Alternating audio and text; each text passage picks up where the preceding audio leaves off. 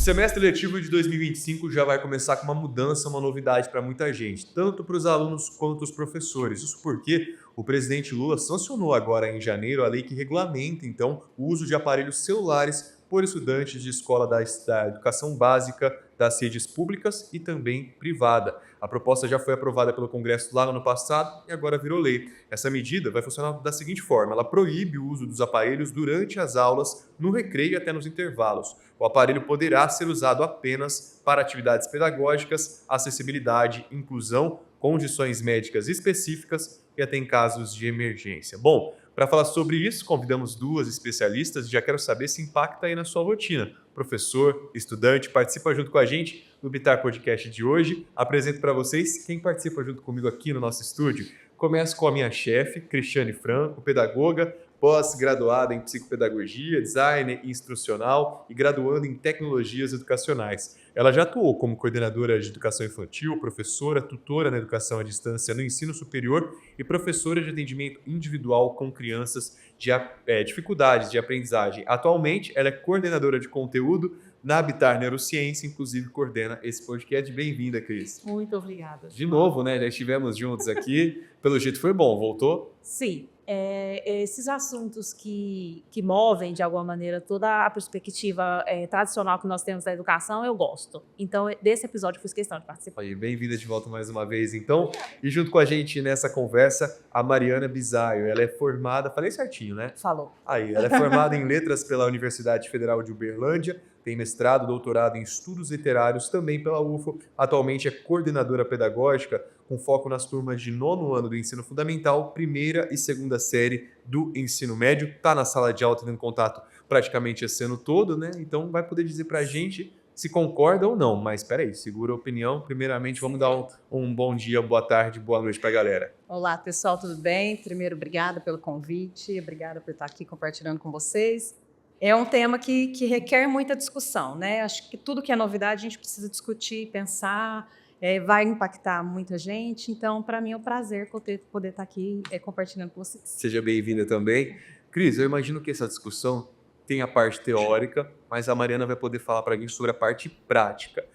Como que estava sendo o uso desses aparelhos celulares? Eu, quando saí da escola, ainda era uma coisa que estava em ascensão, né? Então, hoje eu imagino o quanto que havia essas possibilidades. Então, como que estava sendo e por que a necessidade dessa medida de regulamentar o uso desses aparelhos, na sua opinião?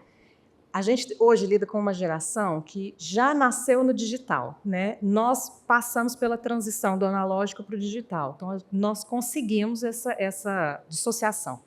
A geração que nós trabalhamos hoje, em idade escolar básica, ela nasce no digital. Então, eles não conseguem. O celular é a extensão do corpo.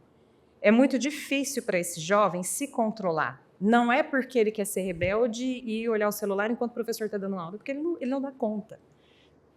Então, a gente já tinha uma prática, em algumas escolas já existia uma prática de que, durante as aulas, os celulares ficavam guardados em um determinado espaço ou eles eram proibidos de serem manuseados durante as aulas. Mas durante o tempo de aula. Né? E já era uma luta. De toda hora alguém dá uma escapulida, só fui olhar a hora. Às vezes eles olhavam sem perceber mesmo, a gente tem essa consciência. Mas agora o desafio aumenta, porque não é só durante a aula do professor, é na troca do professor, é no intervalo. Então, se já era difícil durante ali 45, 50 minutos de aula, como é que a gente vai lidar com isso durante todo um período escolar, né? E as escolas têm se preparado, por exemplo, onde vão ficar esses celulares? O que vocês pensam sobre isso? A lei não prevê reter o aparelho, não proíbe que o aluno leve o aparelho para a escola. Então, cada escola está se preparando de uma maneira. Né? A instituição em que eu trabalho hoje, nós instalamos bolsões nas salas de aula. Então, os bolsões são numerados, do lado tem a lista com o nome dos alunos e cada número corresponde a um aluno. Então, o aluno chega, coloca lá, o João é o número 5, ele coloca no bolsão número 5 e o celular tem que ficar guardado. Se o aluno não guarda o celular, não vai haver nenhum tipo de inspeção, de vistoria para saber se ele está com o celular ou não. Desde que ele não pegue o celular, está tudo ok. Tem escolas que estão instalando as caixinhas que ficam trancadas, escolas que estão só pedindo para que o celular fique desligado na mochila. Então, isso vai depender do regimento interno de cada instituição. Mas o importante e o que mais preocupa as escolas é a segurança. Quando a gente instala um espaço para que o celular fique guardado naquele espaço, a instituição tem que se preparar na segurança. Então, câmera voltada para aquele lugar, ou que seja um espaço trancado, para que outra pessoa não tenha acesso àquele aparelho. Mariana, você imagina como vai ser a repercussão nesses alunos? Com os pais, a gente já tem o apoio. A princípio, né, a gente já tem o apoio das famílias, mas com os estudantes a gente sabe que vai ser difícil. Eles entendem a necessidade, mas eles não concordam com a medida. Vai levar tempo. Vai levar. O levantamento realizado, então, pela Nexus Pesquisa e Inteligência de Dados revelou que 86% da população brasileira é favorável a algum tipo de restrição ao uso de celular dentro das escolas. Um outro número. Outros 54% são favoráveis à proibição total dos aparelhos e 32% acreditam que o uso do celular deve ser permitido apenas em atividades didáticas e pedagógicas com autorizações, então, dos professores. Aqueles que são contra qualquer proibição chegam a 14%. Cris, opinião sobre esse tema, imagino que todo mundo tenha, seja pai, seja estudante, ou seja quem está vendo de fora essa situação, porque em algum momento foi estudante, enfim, acompanha a tecnologia. Mas eu imagino que seja um diálogo que já vem acontecendo nos últimos anos com a ascensão desses aparelhos, não são? Com certeza. Vou voltar um pouquinho antes da pandemia. Antes da pandemia, apesar de não ter uma regulamentação, talvez porque não houvesse a necessidade, os celulares era uma coisa que os professores já proibiam o uso dentro da sala de aula. E os pais reforçavam isso em casa, que não podia usar na sala de aula, os alunos que tinham, claro. E funcionava até certo ponto. Só que nós precisamos parar que veio a pandemia e precisou-se da tecnologia móvel, do celular ou notebook, que os alunos, por terem restrições na escola para não utilizar, eles não estavam habituados àquilo. Então, é como se você virasse para uma criança, para um aluno e falasse assim, você não pode usar o celular. Mas agora veio a pandemia e todo mundo pode. Aí ficou um pouco confuso. Os que não tinham celular tiveram que os pais tiveram que correr e comprar celular ou notebook. Então, assim, era uma tecnologia que era proibida, mas agora pode. Aí depois, sem planejamento algum. Agora todo mundo tem que ter, porque foi do nada. Optou-se, agora é presencial, vai todo mundo passar para casa e vai ter que ter um celular, um computador. Ok. Depois voltou para o presencial sem nenhum planejamento novamente. Aí veio assim, aí o aluno já estava habituado àquele celular. Agora não pode. Como não pode? Agora deixa.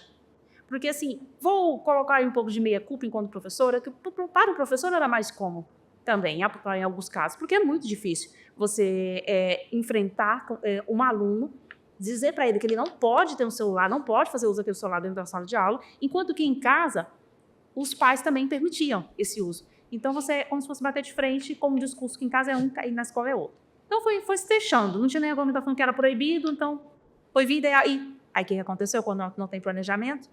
Foi desenfreado. Agora, o aluno não sabe mais de celular. Então, esse uso foi sendo de maneira desmedida, desfreada, sem planejamento. O aluno acostumou de maneira equivocada com aquele celular. Não de tanto celular, redes sociais, que vão fazer. Agora, mais um pouquinho, a gente já fala sobre isso. Então, agora foi vista a necessidade de restrição, dessa regulamentação um pouco mais severa, digamos assim. Porque em seu dia, quando foi para começar o uso em casa e quando foi para voltar presencial, não houve planejamento. Aí agora a gente se encontra nessa fase.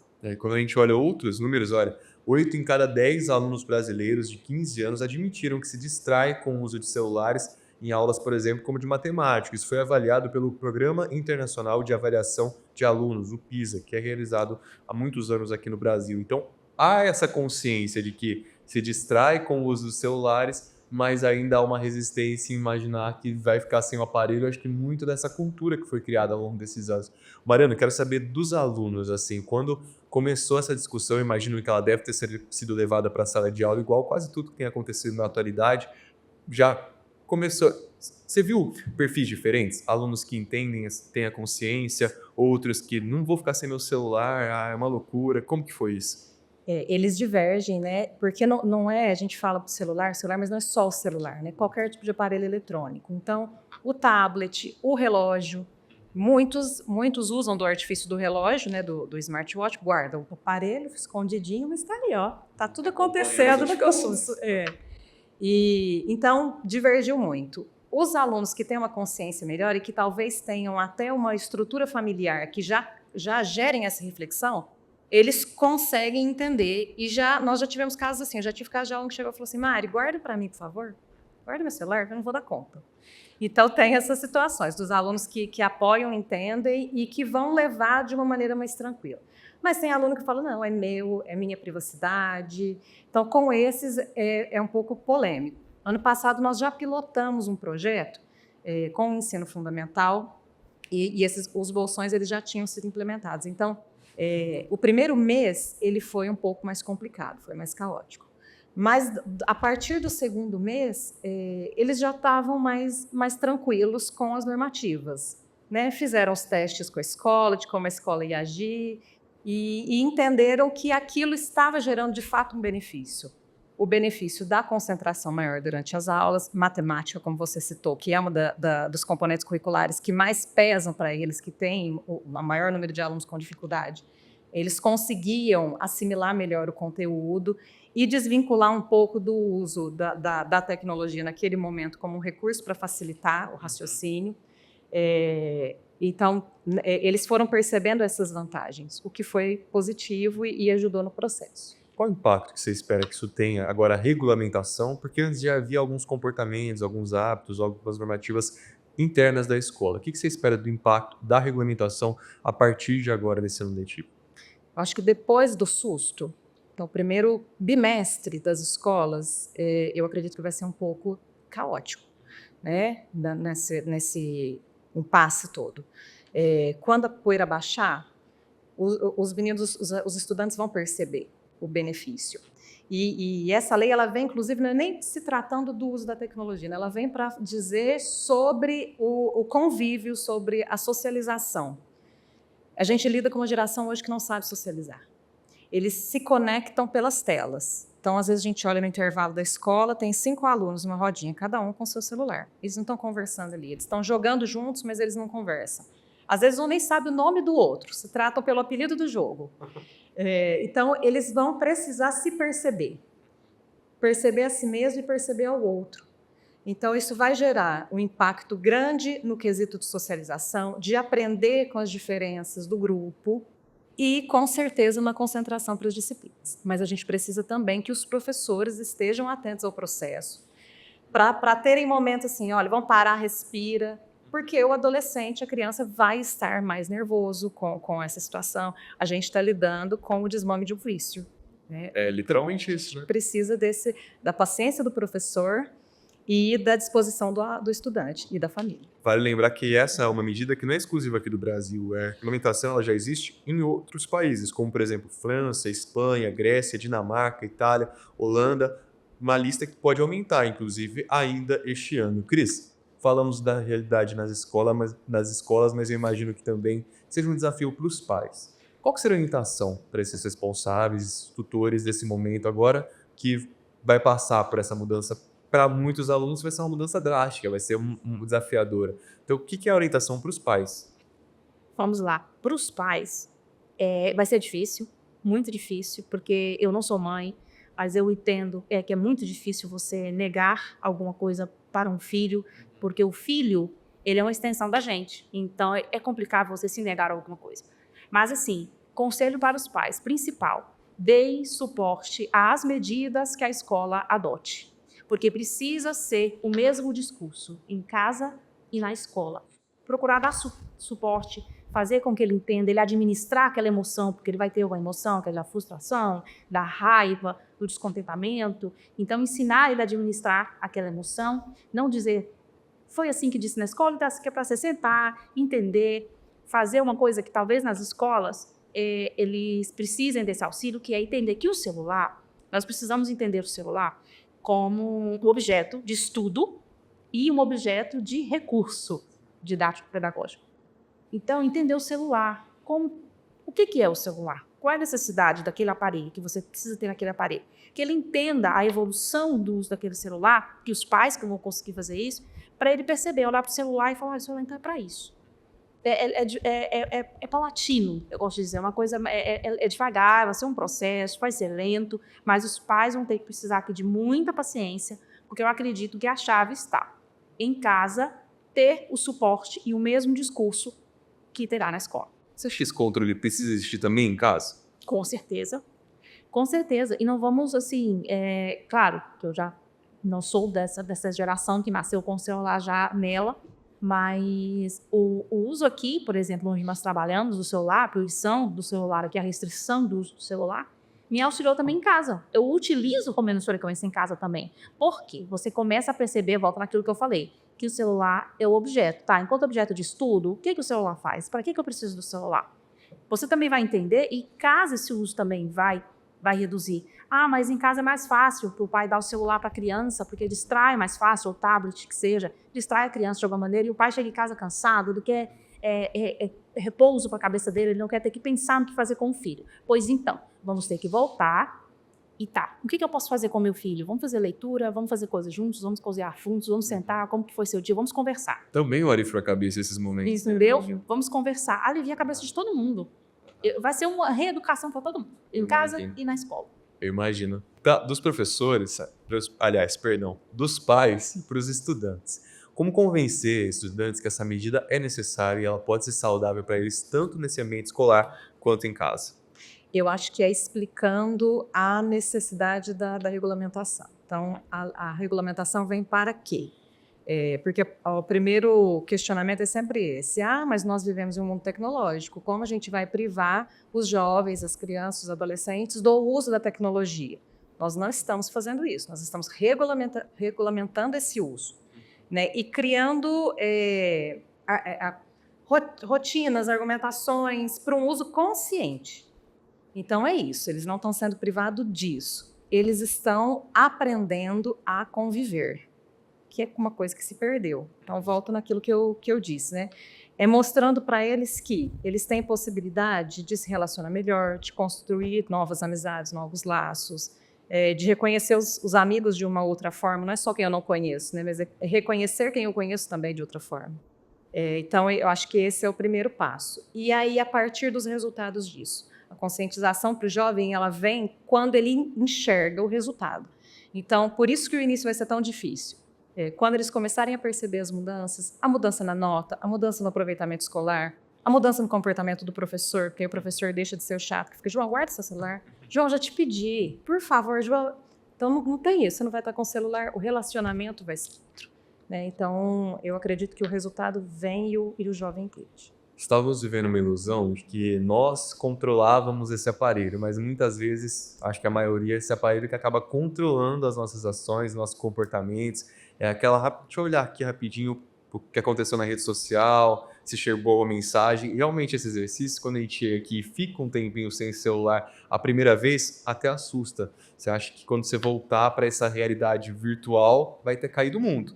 Pelo contrário, quase nada vai ter mudado. Então, momento para cada coisa é muito importante. Só que a gente sabe que nas escolas também há o uso do celular como uma ferramenta pedagógica, até muitas vezes como atrair de maneira didática esses estudantes. Na pandemia, eu lembro que era utilizado também o celular para alguns jogos, foram criados jogos educacionais. Existem hoje vários aplicativos que podem auxiliar na formação, na aprendizagem de outros idiomas, enfim. Cris, a gente pode olhar para o celular também como essa forma de agregar mais qualidade a essa educação? Sempre.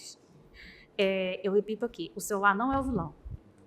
Foi a permissão dele em sala de aula de uma maneira desmedida o celular, nós somos todos comportamentos. Vamos voltar aí um pouquinho. Nós somos todos comportamento.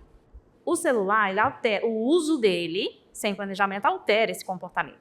Por quê? Quando o aluno, mesmo em sala de aula, ele pega o aparelho e começa a rodar, ele vai vivendo uma realidade ali paralela dele, não é a dele. E aquilo, seu cérebro é viciando com aquilo.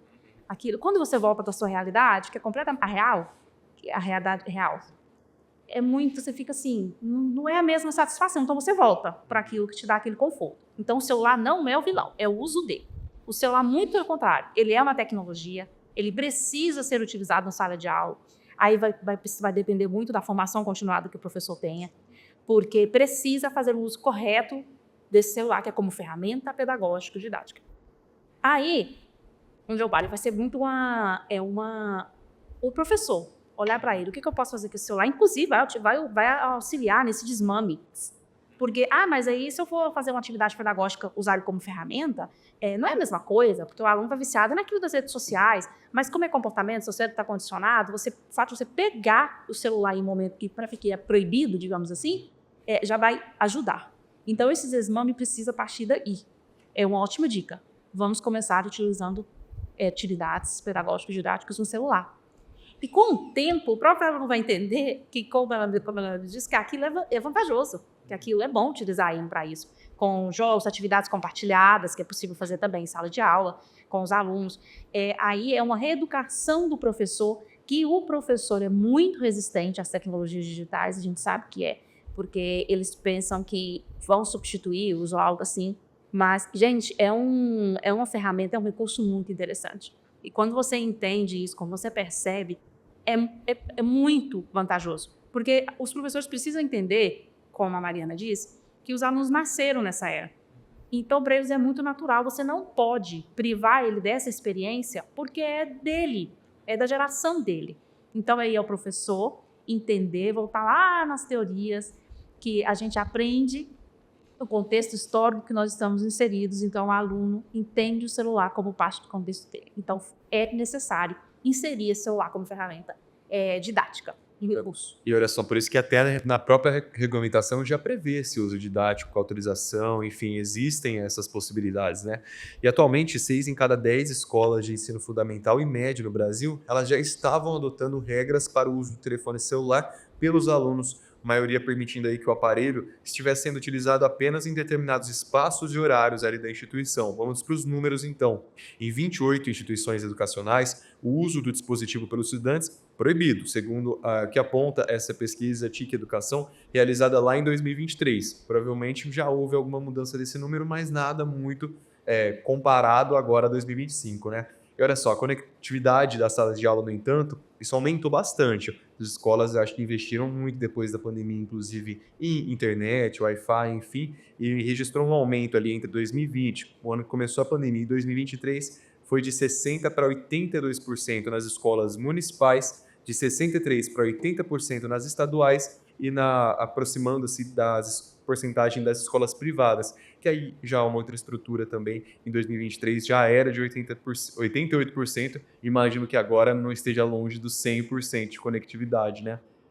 Como que esses gestores escolares, então, Mariana, já estavam desenvolvendo essas políticas, agora há uma regulamentação. Você acha que ainda tem um próximo passo para isso?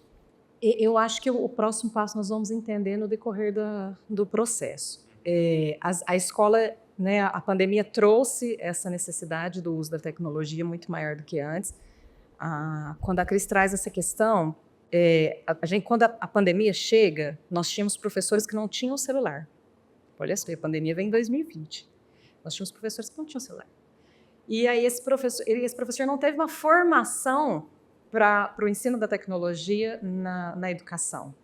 Então, as escolas precisam trabalhar muito com a formação continuada do professor, voltada para a gamificação do ensino, voltada para o uso da tecnologia, para que esse professor entenda que esse recurso, e para essa geração, esse recurso ainda mais importante, ele trará um benefício no processo de ensino-aprendizagem muito maior do que só a aula expositiva teórica tradicional.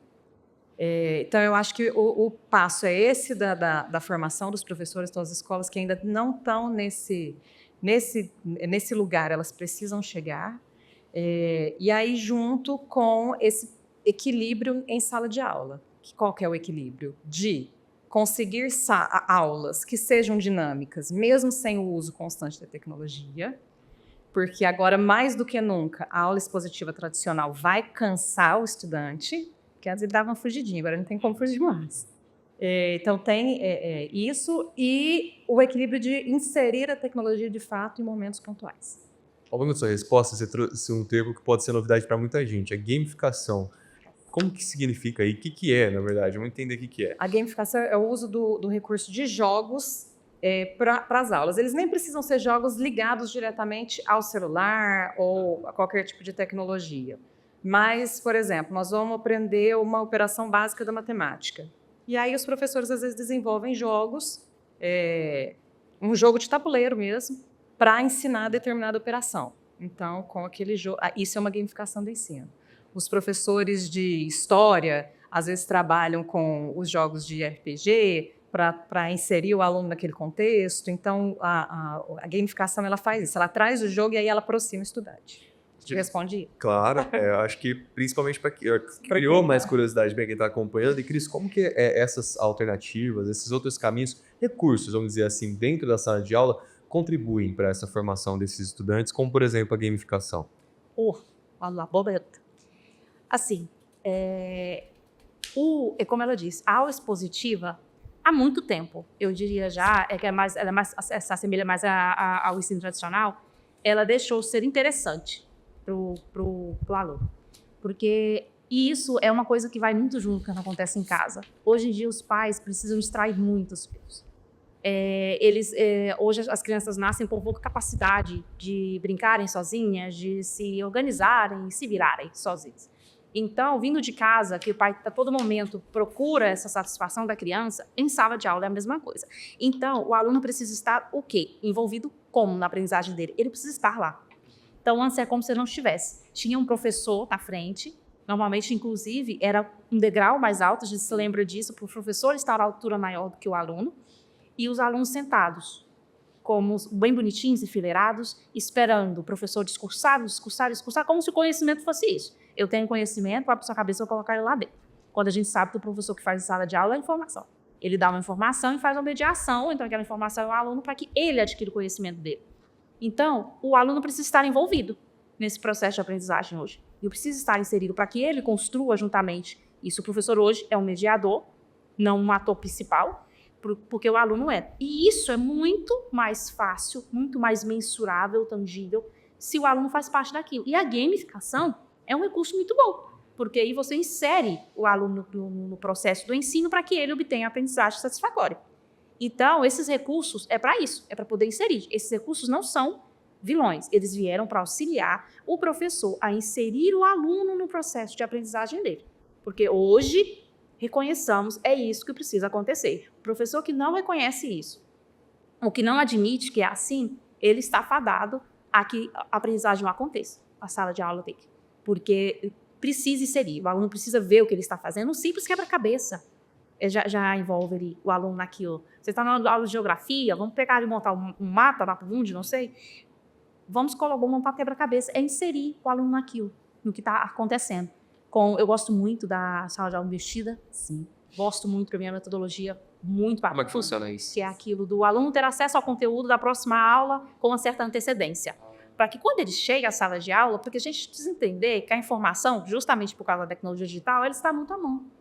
Inclusive do aluno, está muito à mão. Então, quando ele tem acesso àquele conteúdo, cara, os alunos mais avançados, digamos assim, eles vão pesquisar. Nossa, esse tema que eu não entendi. Quando chegar à sala de aula, mesmo aquele aluno que não teve tempo, que burlou ali, falou, não tive tempo, ele não leu, ele vai aprender de uma maneira diferente com os outros colegas que tiveram acesso àquele conteúdo anteriormente, para poder, porque vão trazer dúvidas para a sala. Não será simplesmente aquela aula, a gente lembra perfeitamente quando eu estudava, que o professor falava, fulano é para um parágrafo, aí o próximo fulano é outro parágrafo, era muito maçante aqui. Então hoje você vem com as dúvidas. Professor, nossa, eu li aquele conteúdo bacana, né? Aí eu preciso da internet, esse termo, nossa, é verdade, é isso mesmo. Aí aquele coleguinha, inclusive, que não teve a curiosidade, a proatividade de ler o conteúdo, ele vai aprender diferente, porque ele está escutando o coleguinha, conversando e discussando sobre aquilo, em vez de ser só o professor falando, apontando na luz. Essa sala de aula investida é quando a gente dá um protagonismo maior para o aluno do que para o professor. Eu imagino que essas discussões são oportunidade para esses estudantes que estão vivendo também uma outra realidade fora da sala de aula, essa mais tecnológica, mas essa reconstrução do momento ali de aprendizagem dentro da escola. Eu imagino que hoje já tenham salas muito diferentes do que aquelas tradicionais, das carteiras, do estudante, o professor nesse degrau. Já vinha mudando muito, mas eu imagino que agora ainda mais haja essa necessidade. Acho que tanto professores, quanto coordenadores, quanto os estudantes, quanto os pais perceberam essa mudança de algo que acontecia. A sala de aula estava igual há 200 anos, né? Você parar para pensar quanta coisa mudou nesse mundo, mas a educação, a sala de aula permaneceu igual, e que bom que isso tem mudado, né? Mariana, quero saber de você, é unanimidade entre os professores isso? Ou ainda há uma discussão E quero aproveitar para te perguntar, existe fake news em cima dessa questão? Existem alguns mitos que podem ser levados para essa história, para uma outra narrativa? Com certeza. Acho que hoje, infelizmente, fake news existe para qualquer coisa, né? Entre os professores é unanimidade. Porque o professor que gosta do uso da tecnologia como recurso, ele entende que existe um momento para isso. E isso não foi tirado dele com a lei, né? A lei regulamenta, ela não exclui o uso da tecnologia. Então, os professores estão, sim, apoiando muito, ainda na expectativa de como vai acontecer, todos estamos, mas eles entendem, apoiam e querem. Eles estão pedindo já há algum tempo, assim como as famílias já haviam pedido, né? Mas as escolas, apesar de todo o regimento interno, tinham decisões ainda que não poderiam ser tomadas como serão tomadas agora. Então, sim, os professores estão apoiando. E as fake news, sim. Né? Então, de que vai ser proibido entrar com o celular na escola, de que o celular vai ser tomado arbitrariamente da mão do aluno, quando, na verdade, as escolas elas são instituições de ensino, então são processos educativos que acontecem lá dentro. A escola não pode agir com arbitrariedade, ela tem que agir com conscientização.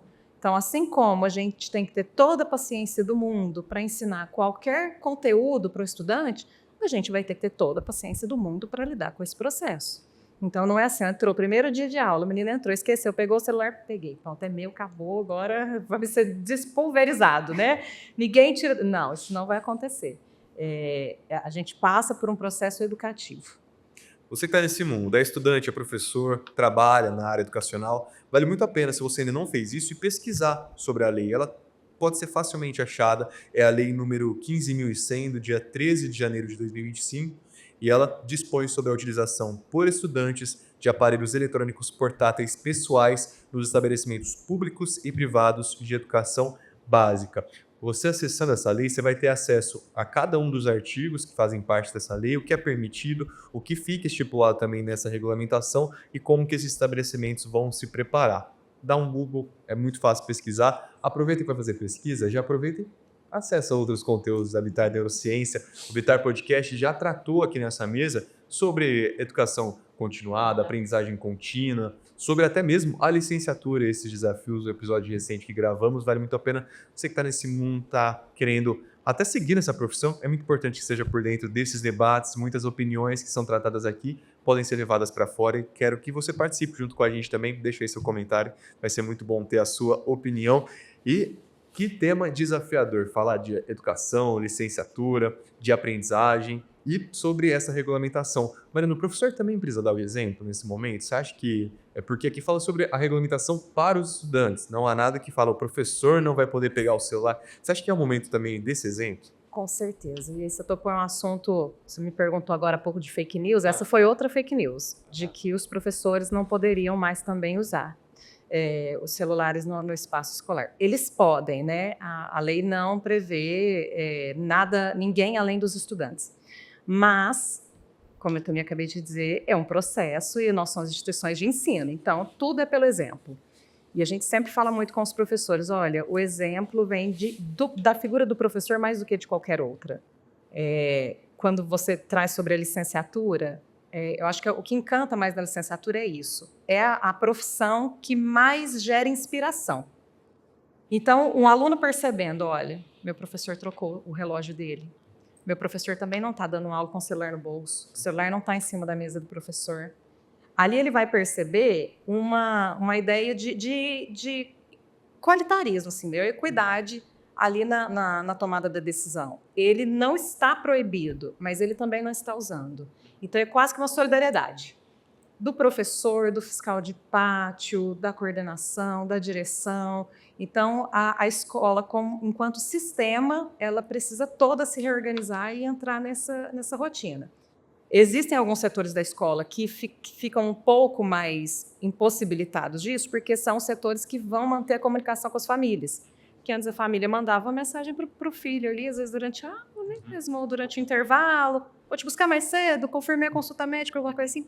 E agora isso não vai ser feito diretamente com o estudante. Então, ele é feito com um determinado setor da escola, que é o setor que vai continuar o uso. Os outros setores, eles vão na base do exemplo, e o professor entende e apoia. Então, acho que isso vai ser muito tranquilo. É como se fosse um ambiente seguro para a aprendizagem ali, né? Para que esses estudantes entendam que todo mundo está nesse mesmo propósito da educação, né? Cris, eu imagino que transformar também esse ambiente faça parte dessa aprendizagem para esses estudantes e da adaptação para que esse aparelho fique um pouquinho mais de canto. Ia voltando àquilo que eu comentei, a palavra comportamento. O que é comportamento? Se o aluno percebe esse comportamento no professor, ele também vai entender. Porque é uma cultura, é de colocar na escola aquela cultura de que o mau uso daquela tecnologia pode gerar tais coisas e o bom uso, outras coisas muito melhores. Então, é a questão do comportamento, do exemplo. É da cultura mesmo, mas é difícil, porque o próprio professor também talvez já estava ambientado com aquilo, mas é um processo. E vai dar certo, eu acredito muito, porque o aluno, com o auxílio em casa e do professor, ele vai perceber as vantagens, aquilo, a socialização, que ele vai aprender, como ela me disse, ele vai notar que ele vai aprender. Nossa, eu aprendi isso, ele vai começar a notar os benefícios daquilo e vai ser muito bacana. Eu estou muito positiva com essa regulamentação e torcia muito por ela, eu acredito que vai funcionar muito. Dá para pensar a longo prazo, assim, no futuro, não sei se tão distante, que esses estudantes eles terão uma relação mais saudável com o celular depois de formados? Depois da conclusão da escola? Com certeza. Eu acho que o uso do celular ele vai passar a ser um uso mais consciente e responsável. E, ao mesmo tempo, eu acho que nós teremos estudantes mais curiosos, mais envolvidos. Hoje, no Brasil, nós temos, por exemplo, várias Olimpíadas. Então, tem a Olimpíada de Física, a Olimpíada de Foguete, a Olimpíada de Língua Portuguesa, de Literatura, de Matemática. E o número de estudantes interessados, de fato, envolvidos e correndo atrás, ele é menor. Por quê? Porque é muito mais legal ficar na rede social, talvez, do que eu ter a curiosidade de buscar o conhecimento de outras formas, de montar, de desmontar, de criar. Então, o celular, por um lado, ele estimula a criatividade para algumas coisas, mas ele tira a curiosidade e o interesse em outras. Então, eles vão perceber uma mudança, vai ser uma mudança muito grande, muito grande. E aí o uso do celular ele passa a ser mais bem direcionado. Até porque eu imagino que dentro desses estudantes havia um impacto muito grande dessa relação que eles tinham, por exemplo, nas redes sociais, até um impacto psicológico mesmo. Eu imagino que já era desafiador essa relação de entender, nesse processo de me conhecer, saber quem eu sou, ainda ter que ficar com tem toda comparação, recebendo informação. Havia já relatos dessa situação dentro da sala de aula? Era algo que eles levavam para a sala de aula? Sim, sim. Da pandemia para cá, nós tivemos um aumento significativo de casos de depressão em adolescentes, de tentativas de autoextermínio, que vem justamente da dificuldade de dissociar do mundo virtual. Então, aquela dificuldade que fica assim, nossa, olha a fulana, olha a vida dela, é muito fácil. Ela é magra, ela malha, ela não sei o que, ela não tem formação nenhuma, ela ganha milhões por dia. Então, por que eu estou estudando? Ai, eu estou gordinha aqui. Ai, o meu cabelo não é bonito. Então, já vai criando esse sentimento. E é um excesso desenfreado de informações equivocadas e de informações não filtradas que levam os jovens para mundos de violência, para mundos de fake news diversas. Então, assim, realidades totalmente distorcidas, né? A vida da rede social ela é linda, ninguém posta sofrimento, a menos que esteja querendo ou pedir ajuda de uma maneira inconsciente, chama atenção de alguma forma. Mas o que está lá é o bonito, é o lindo. Eu só viajo, eu só posto viajando, eu só posto feliz no meu trabalho, eu não passo dificuldade nenhuma no trabalho. Então, quando eles estão na realidade, a realidade nunca parece boa. A minha vida nunca parece boa, a grama do vizinho é sempre mais verde. Então, isso foi gerando uma geração, foi criando uma geração muito propensa à depressão. E agora, inclusive, para esse processo de desmame, e está previsto na lei, as escolas precisam de espaços para o desabafo, para a escuta, para esse momento de descompressão. Porque a gente vai lidar agora com outro processo psicológico difícil, mas que vai salvar muitos jovens dessa realidade falsa que eles estavam criando. O que os estudantes podem esperar desses espaços de acolhimento? Eu acho que escuta, mas não uma escuta qualquer, uma escuta ativa de fato, uma pessoa que vai estar ali para entendê-los, para ouvi-los, para acolhê-los. Pessoas que estão disponíveis para talvez até um abraço, sabe? Aquela coisa... Porque é necessário. É isso. Então, é um espaço, eu vou usar uma palavra, mas não entendam ela no sentido meloso, um espaço de carinho, mas um carinho no sentido do acolhimento, não um carinho no sentido da melosidade, né? Então, é o acolhimento de, olha, nós estamos com você, tá difícil para nós também, mas nós estamos aqui, ó, nós seguramos sua mão, nós vamos junto. Esse recado é importante. Cris, para professores e profissionais da área da educação, você conseguiria sugerir algum tipo de conteúdo, algum tipo de plataforma, algum canal para que eles consigam se preparar melhor também para esse processo desafiador que vai ser esse desmame do celular nas salas de aula? Olha, pensar agora, eu acredito que acredito que foi quando assim, o Classroom, o Google Classroom, eu acredito que ele é muito válido porque você pode inserir o aluno naquele processo de aprendizagem junto com ele. Hoje você também pode postar os materiais se você pretende desenvolver aquela metodologia da sala de aula investida, como eu disse. Os alunos podem, você pode fazer chat para os alunos discutir algum conteúdo. É uma maneira de manter ainda ali o uso do celular, de um uso consciente. Mas, assim, tem várias plataformas. Eu me comprometo a fazer uma pesquisa consciente e colocar na descrição do episódio. Legal. A gente, muito bem pensado, vamos colocar assim na descrição do episódio, vai ser muito bacana para os professores. Mas, assim, pesquisem, façam o uso da boa pesquisa e aproveitem que a tecnologia só tem que ajudar, não vamos vê-la como um vilão, é como eu digo. E formação continuada, gente, a partir das escolas, dos gestores das escolas, dos professores, e a gente precisa entrar nessa onda da tecnologia, porque é onde o jovem está, e se nós pretendemos ensinar os jovens, a gente também tem que estar inserido. Mariana, qual que é a sua expectativa com essa regulamentação para esse ano letivo que vai começar? É o melhor possível. Eu acredito muito que a partir do segundo bimestre do ano letivo, nós já estaremos colhendo os frutos dessa mudança, assim. Então, o primeiro impacto, eu estou preparada para um caos, mas a médio prazo já a conscientização das famílias e dos estudantes. Eu acredito que a gente vai voltar para uma energia muito boa que nós tínhamos nas escolas, da união das salas, de equipes, de grupos fortalecidos, de grupos que seja da família, exatamente, as famílias mais próximas, porque para a família hoje também é muito cômodo, tudo a escola manda no celular, na rede social, então talvez seja a oportunidade de nos aproximarmos novamente. Imagino que seja uma força-tarefa, né? Sim. Te desejo um bom ano letivo, então, desde já. Cris, muito obrigado também pela participação, pelas contribuições, com esse compromisso que a gente tem agora de deixar na descrição. Mas, claro, não só a descrição, mas acesse também os conteúdos do Habitat Podcast, do Habitat Ciência. Eu acho que com certeza vai ali haver um caminho para lidar, porque estamos falando de tecnologia e educação, que está na cultura da Habitat Neurociência. O que é legal também, eu acho que é uma dica, eu não sou especialista em nada, né? Informação, no máximo, mas alguns métodos, às vezes culturais ali dos nossos comportamentos, podem ajudar nesse processo. Por exemplo, eu desativei as notificações no meu celular.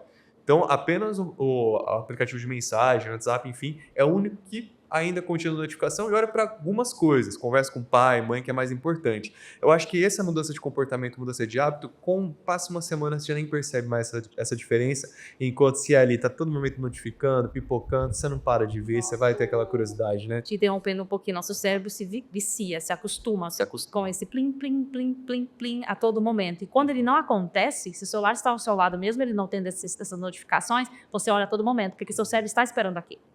Então, você olha e a sua gera uma ansiedade. Como assim? Ninguém está falando comigo?